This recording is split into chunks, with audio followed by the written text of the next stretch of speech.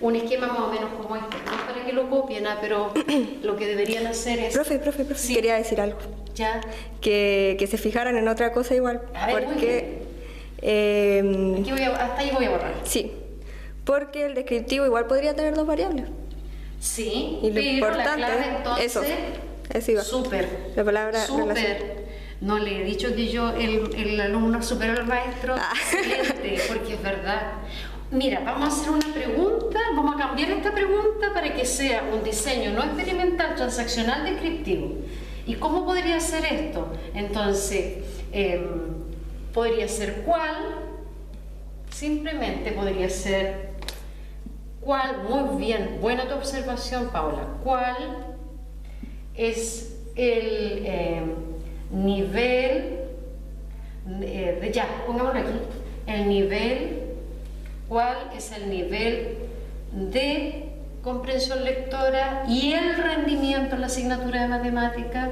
Y ahí tiene mucha razón, Paula, hay dos, pero sigue siendo no experimental, transaccional y descriptivo.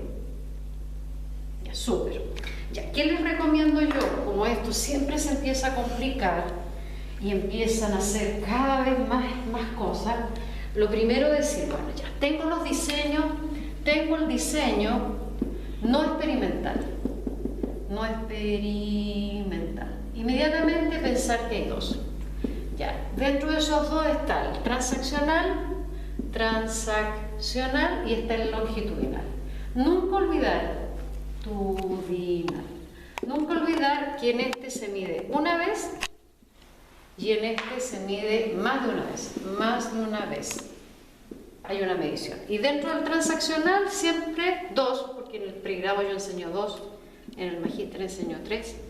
Tenemos el transaccional descriptivo, y muy buena la observación de Paula, aquí es una o más variables, pero sin la intención de relacionarla, y el transaccional correlacional, es decir, aquí tengo más de dos variables. ¿Y cómo lo sé? Porque la pregunta dice que quiere saber cuál es la relación.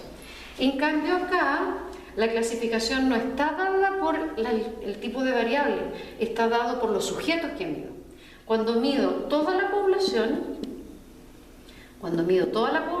N, cuando mido una muestra, y normalmente es una muestra significativa, se simboliza así, y cuando mido un grupo de sujetos, vamos a poner sujetos.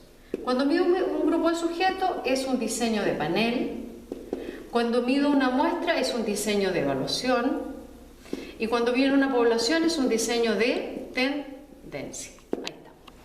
Y con eso estaríamos, más o menos. Yo junto con este video voy a poner algunas situaciones, ya no preguntas, sino situaciones, de manera que ustedes puedan darse cuenta, pero ya de antemano van a saber que esto era para un estudio descriptivo, sea una o más variables, o un estudio correlacional. Ahí está. Ya, con esto terminamos.